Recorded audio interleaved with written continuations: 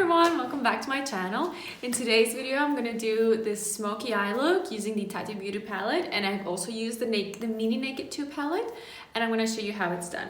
I decided to use these shades, just one second. I decided to use these shades right here since I haven't done a makeup look with those.